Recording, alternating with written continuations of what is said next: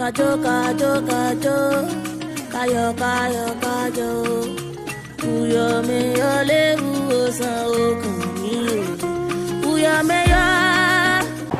Très heureuse de vous retrouver à travers cette émission Entretien Vision 26, votre magazine sociopolitique qui couvre les activités des différents secteurs de notre pays et qui projette son regard vers les personnes excellentes dans leurs domaines respectifs.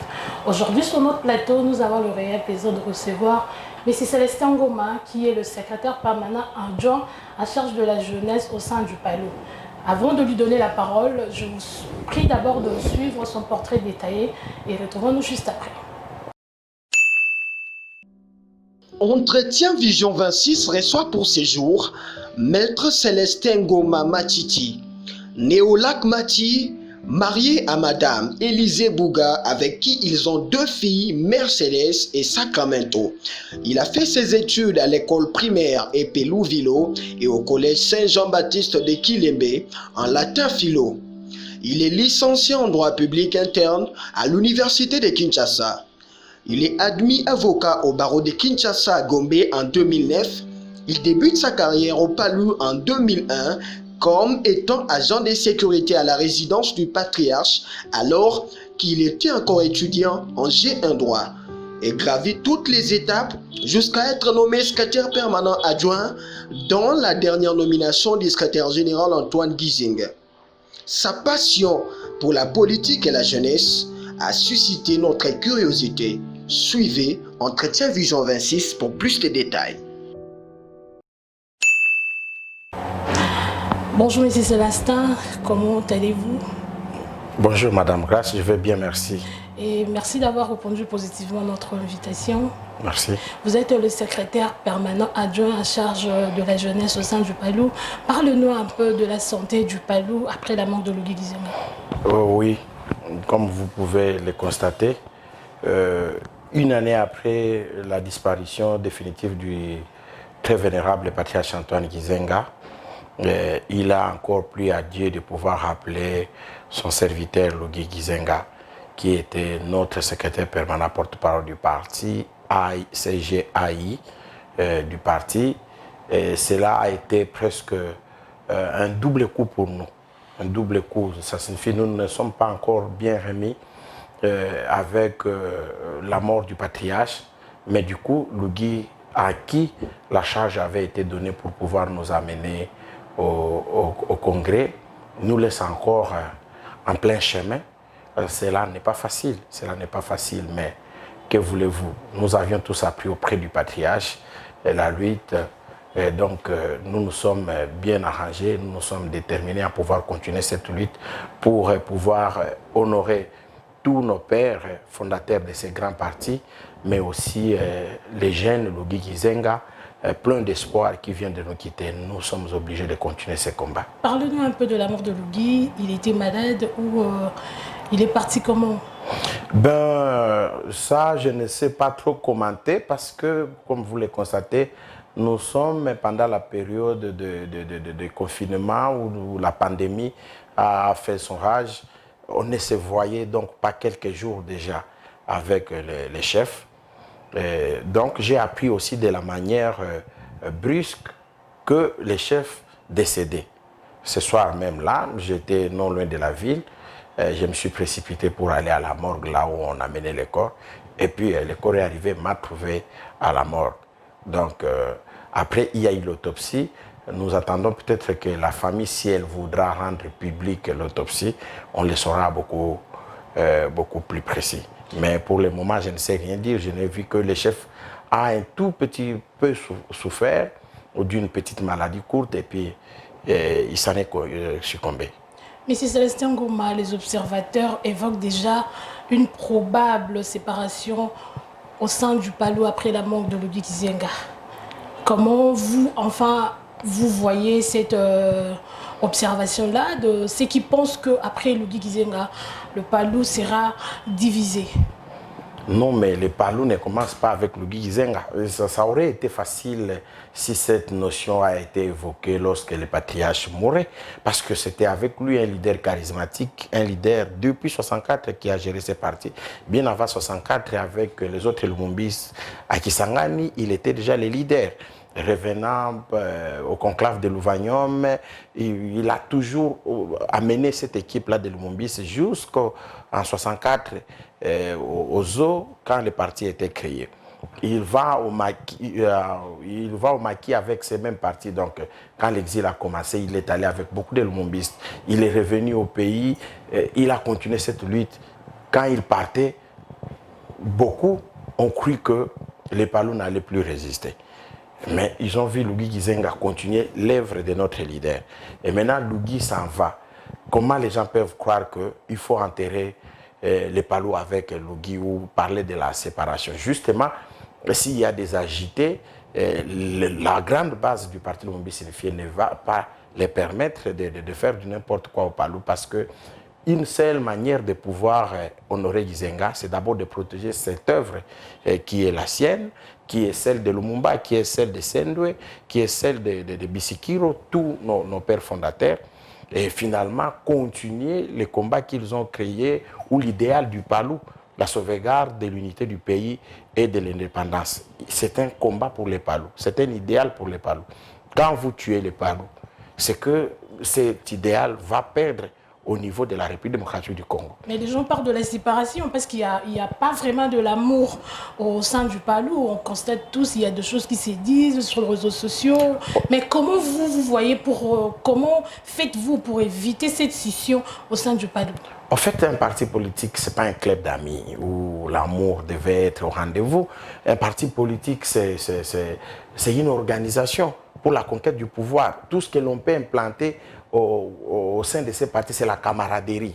Il faut que les gens se comprennent, il faut que les gens se respectent mutuellement, il faut que les gens ne se perdent pas d'objectif. L'objectif doit demeurer un, et vous continuez à militer ensemble pour que vous ayez. Mais vous n'êtes pas obligé de vous aimer. Vous pouvez militer, mais vous n'êtes pas obligé. D'abord que la gestion d'ambition, elle est très difficile au sein d'un parti politique. Et ne demandez pas au Palou de faire exception. Mais qu'à cela ne tienne, moi, je vous dis que tous ceux qui sont en train de vouloir s'aventurer autour pour pouvoir créer une anarchie, faire un putsch, comme si les partis n'existaient pas, comme si les organes du parti, les organes statutaires n'existaient pas pour tenter leur folie, ils verront la base derrière eux, ils verront la base derrière, parce que cette base, on peut croire qu'on la manipule, on la maîtrise, mais les jours où elle s'exprimera, elle va s'exprimer d'une autre façon et de la façon la plus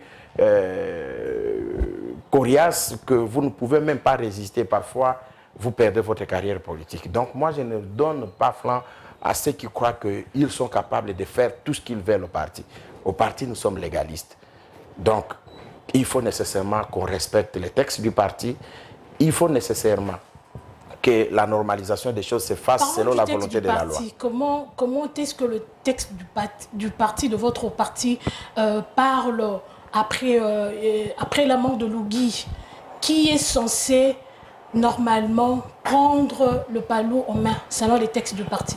Ok, les textes ne devaient pas continuer à nous dire à chaque étape qu'à tel maire, c'est tel qui prend. Ou bien nous serons dans une salle de classe où il y a deux responsables, ou un chef et son adjoint.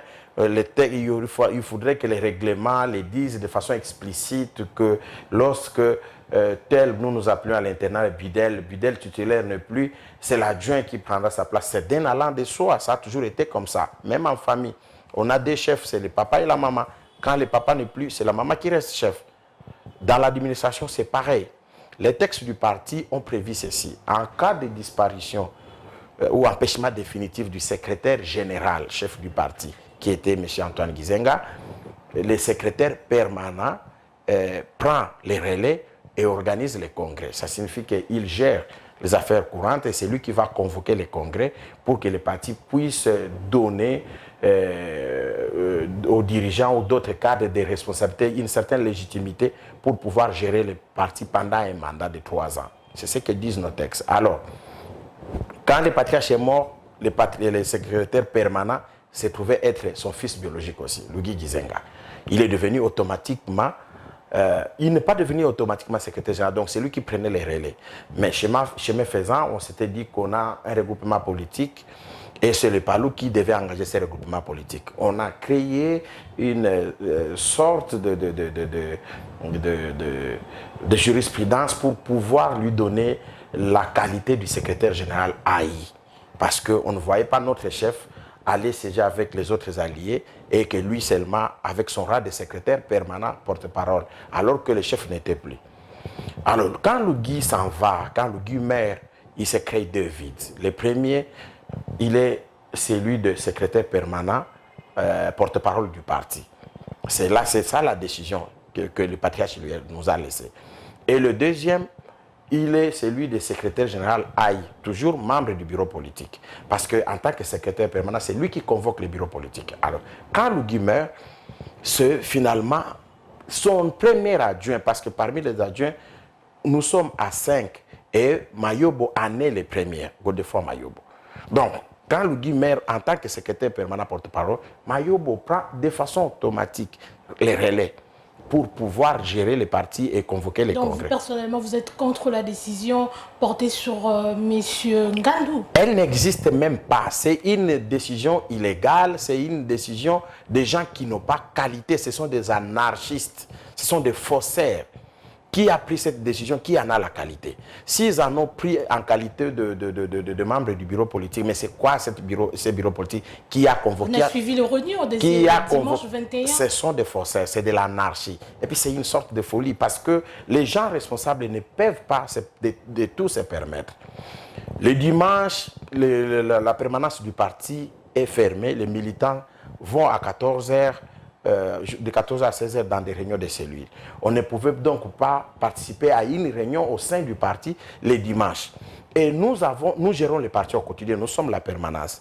Nous n'étions pas au courant de cette réunion. Donc, ils ont dû casser, ils ont forcé, ils ont amené tout un dispositif de sécurité des policiers pour pouvoir empêcher les militants qui voulaient savoir ce qu'ils allaient faire. Une réunion informelle. Ils l'ont appelé ça bureau politique élargi. Dans nos statuts, nulle part, on a parlé de bureau politique élargi.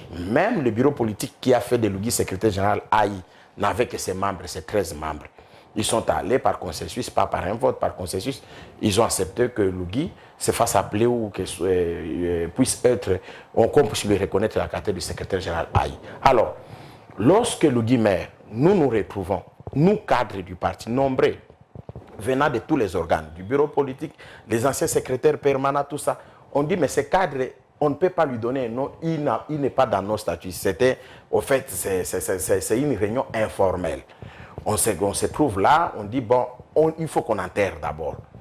Là, on reconnaît maintenant à un vieux du parti, Sylvain Ngabou, son doyenat au parti pour dire que, heureusement que vous, les doyens, vous avez pris l'occasion de pouvoir nous réunir ici pour pouvoir traiter, organiser les obsèques. Alors, ils ont dit, mais comment on va organiser les obsèques? Les permanents, Mayobo leur dit, nous au niveau de la permanence, parce que c'est lui qui était resté, on avait déjà une réunion où on avait désigné Ngoma, secrétaire permanent adjoint, comme organisateur du DEI. Tous disent, ok, comme c'est Ngoma, c'est déjà Ngoma. La réunion a pris fin.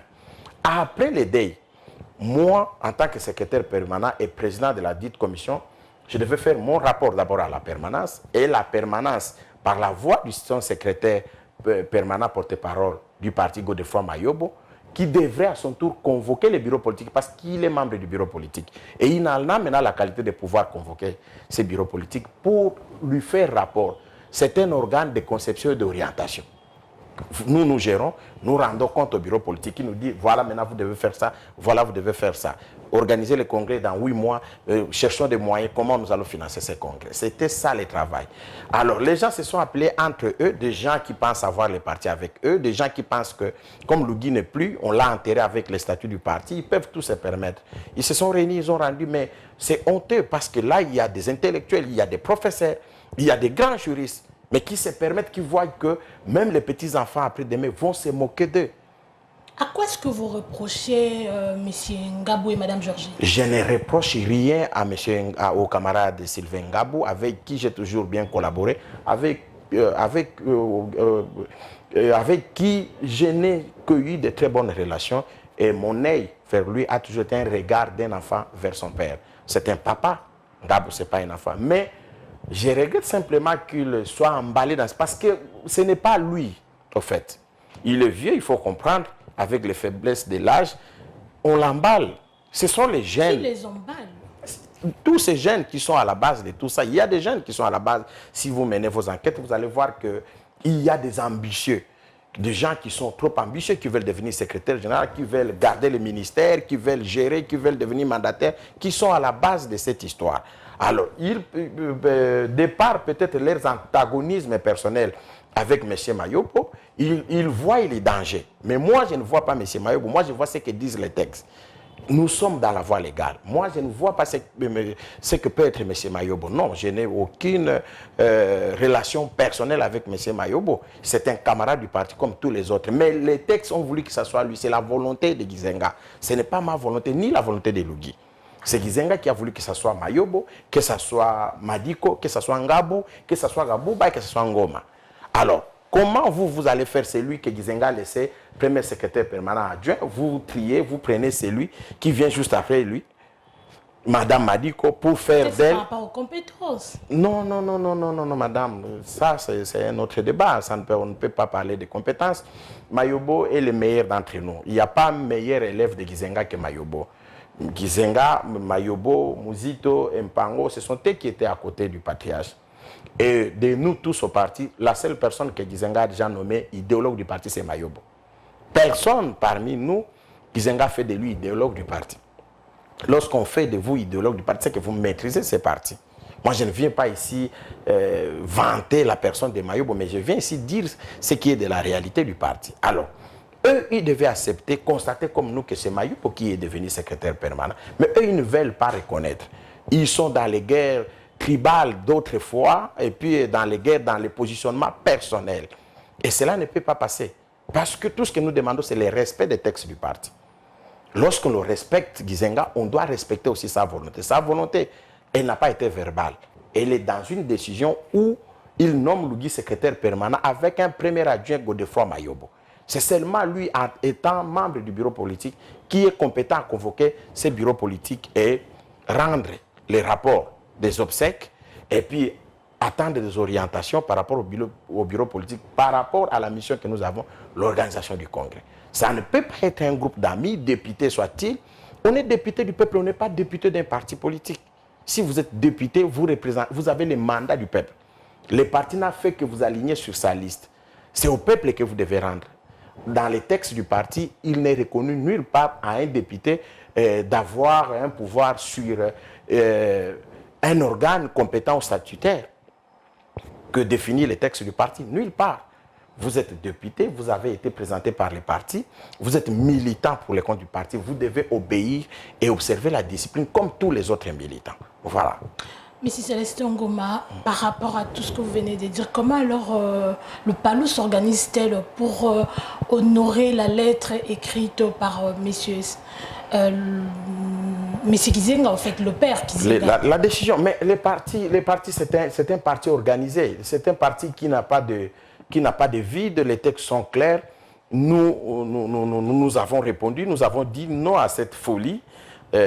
Jamais nous laisserons le temps que quelqu'un vienne salir cette grande œuvre que le patriarche a laissée pour le peuple congolais. Nous allons redonner au parti toutes ces lettres de noblesse. Ça signifie nous appliquons d'abord les textes comme il est là, et puis on est prêt. Si nous-mêmes, nous ne pouvons pas le faire, d'autres instances, il faut bien nous départager. Parce qu'il y a le ministère de l'Intérieur qui est censé interpréter les textes, et il y a la justice, parce que vous ne pouvez pas vous permettre... Vous ne voyez pas ce problème de désignation va causer la scission du PALU? Il n'y a pas un problème de désignation, jusque-là. Il y a de ceux qui sont contre le... Non, mais ceux qui sont contre... Ceux qui sont contre... Ceux qui sont contre, ils prennent les autres pour des cons. Parce que le texte est là. Personne n'a la qualité de pouvoir me faire partir, moi, du parti, à part celui qui viendra du Congrès. Le parti n'est pas là pour faire nommer les gens, non. Nous sommes illégitimes, nous tous qui sommes restés. Nous bénéficions de la légitimité de Gizenga.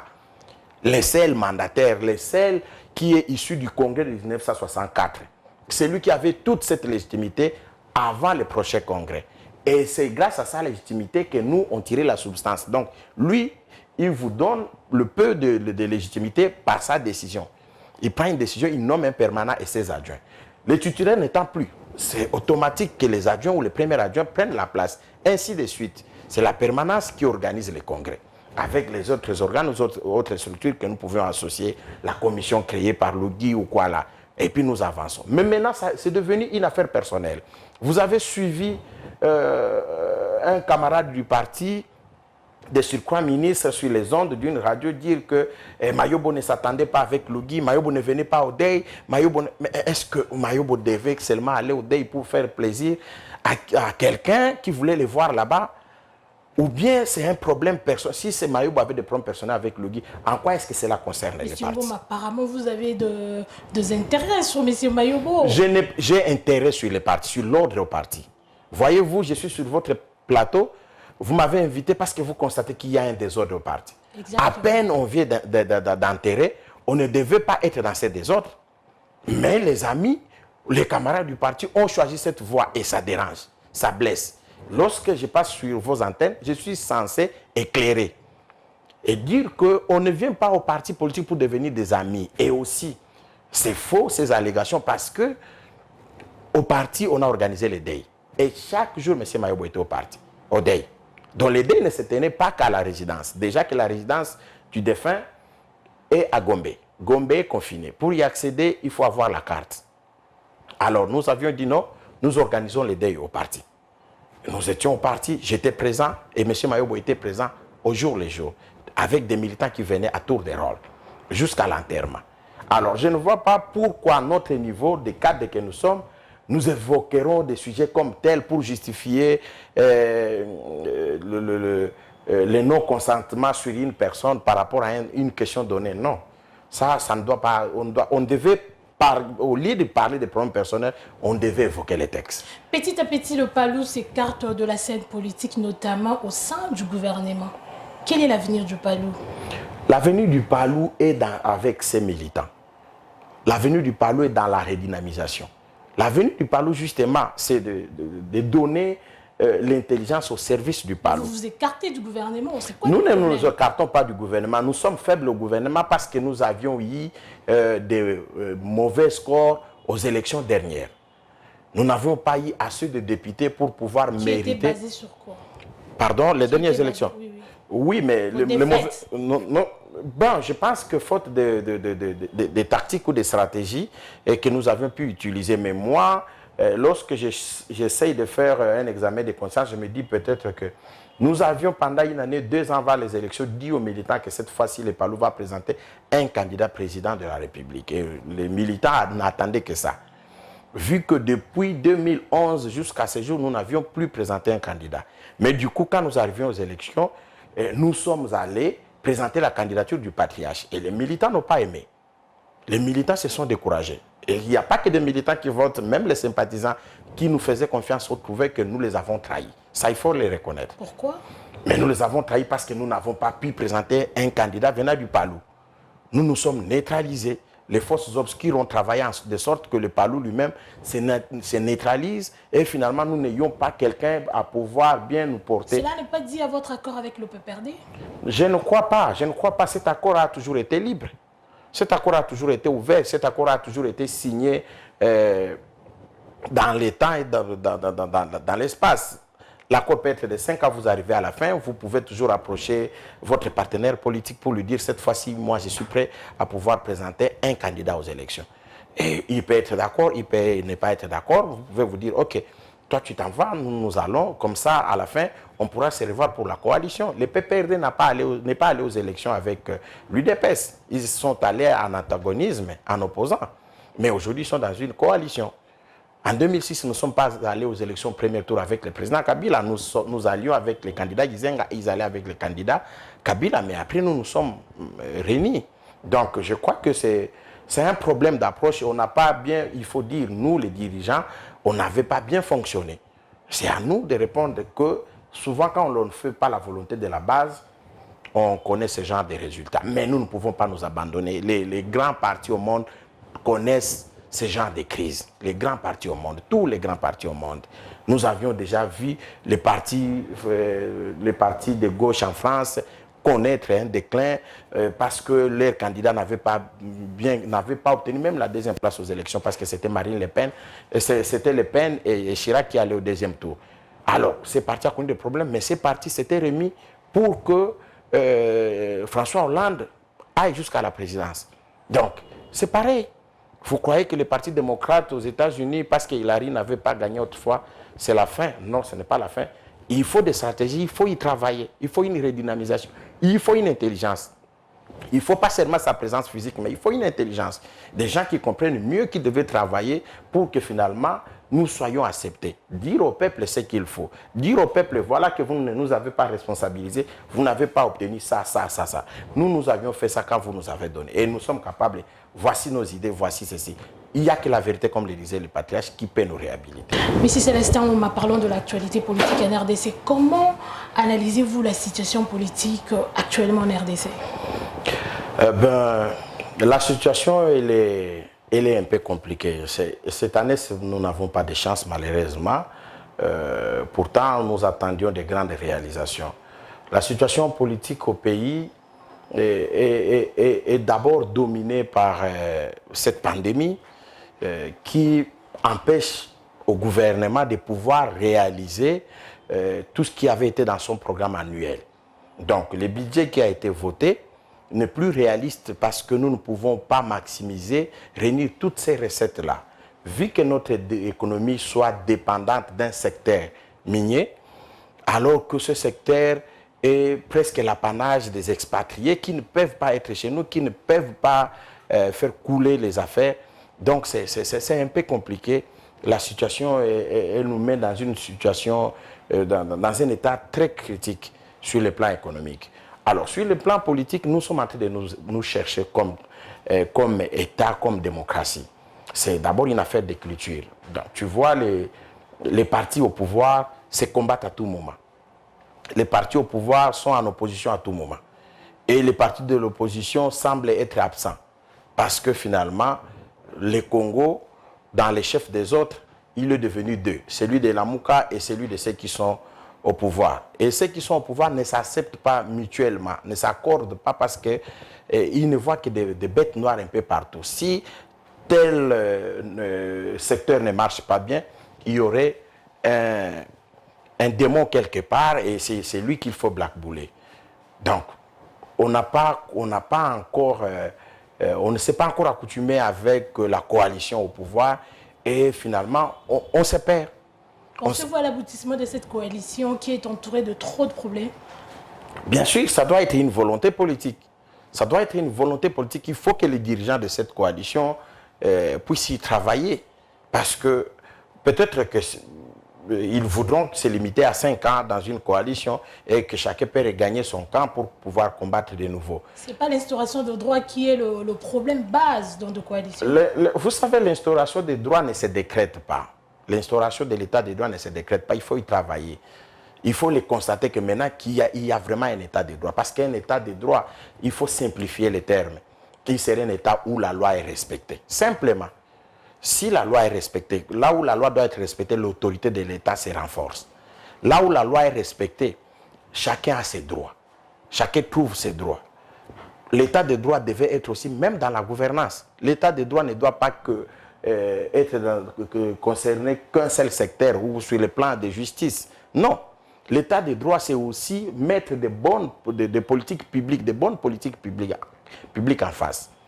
Par exemple, nous avions connu le Covid, nous attendions déjà parler de cette maladie depuis le mois de décembre. Mais nous avons pris des retards pour prendre de bonnes décisions pour pouvoir ne pas laisser poreuses nos frontières afin que la pandémie nous entre dedans. Nous n'avons pas bien géré cette question. Si vous voyez encore comment on a pu gérer les confinements au début, comment cela a été décrété, la maladie, comment elle s'est répandue dans la ville de Kinshasa, il n'y a pas eu une très bonne politique là-dessus. Nous ne devons pas seulement applaudir. Et donc, il faut nécessairement que les politiques publiques répondent aux vrais problèmes. Et à chaque fois que nous nous avons une situation qui n'est pas prévisible, qui n'avait pas été prévisible.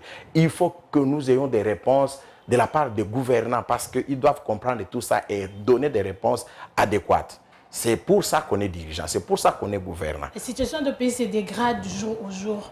M. Célestin, quel est votre point de vue sur ce problème, en fait, sur le problème des social qui dérange presque tout le monde?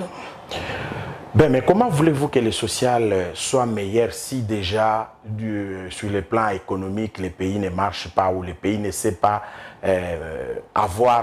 réunir des moyens pour pouvoir répondre à des besoins en termes de dépenses urgentes. Le problème social, nous, on a toujours dit que le social, c'est une très mauvaise chanson parce que finalement, nous n'avons pas de voix pour pouvoir bien la fredonner. Le social, c'est l'ensemble de tout. Lorsque les indicateurs seront en ascendance, nous verrons que tout va marcher d'un allant de soi. Pour que le social fonctionne, il faut nécessairement que le cadre macroéconomique puisse bien fonctionner. Ça signifie les institutions privées, les institutions publiques, ceux qui travaillent. Tout le monde se retrouve, tout le monde est bien payé, tout le monde sait aller au marché. En ce moment-là, on pourra se retrouver. Mais nous, tout le monde ne sait pas aller au marché. Tout le monde ne travaille pas. Comment nous allons changer le social? La classe politique congolaise corrompue. Oui, sans conviction. Une classe politique à l'image de notre propre société. Une classe politique à l'image de notre propre société, c'est que ceux qui sont au pouvoir deviennent des riches, changent. C'est d'ailleurs la situation qui fait en sorte que les gens ne veulent pas quitter quand ils sont aux affaires. Pour que la RDC puisse atteindre le coût d'un pays émergent en 2020. Moi, je crois qu'au stade actuel, il faut seulement que la tête puisse fonctionner. Parce qu'on dit que le poisson commence à pourrir par sa tête. Et la tête, c'est les dirigeants.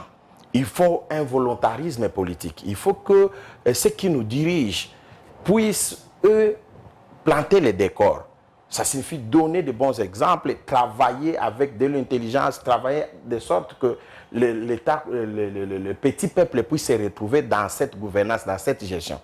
Et en ce moment, lorsque on constate que de l'autre côté, on ne badine plus avec l'argent de l'État, on ne badine plus avec ce qui revient au trésor public, le peuple va commencer lui-même aussi à suivre les exemples. Mais lorsque le peuple voit le changement d'un clin d'œil d'un nouveau ministre, d'un nouveau mandataire, et que lui-même, il fait la politique, un jour s'il devient mandataire ou ministre, la première des choses, c'est de se tailler la part du lion, c'est se faire payer, c'est s'acheter des maisons. Et donc, ça sera vraiment les orphelins d'Ombakaï. Les parents pour nous tous, mais chacun pour soi. Merci, M. Célestin Oma. Je pense que le temps nous a fait défaut, mais je ferai vraiment une descente chez vous là-bas, au Palou, pour constater la situation qui dérange presque la population. Votre mot de la fin par rapport à cette émission?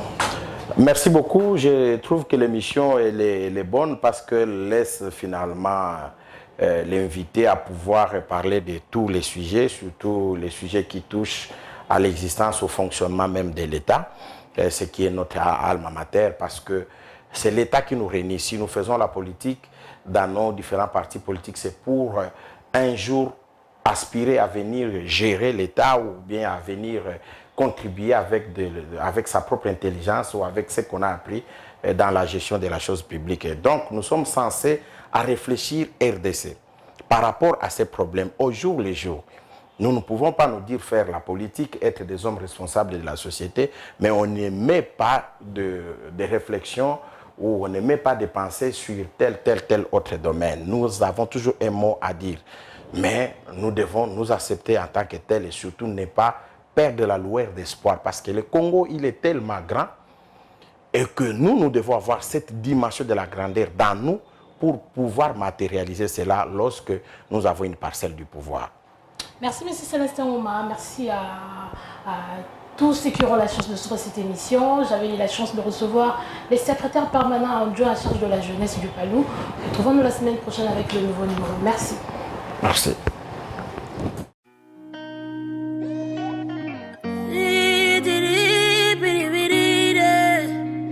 Yeah. Dr. Dollar Entertainment. Kajo, kajo, kajo. Kayo, kayo, kajo. Uyo me yo le uo san o kan mi o. Uyo me yo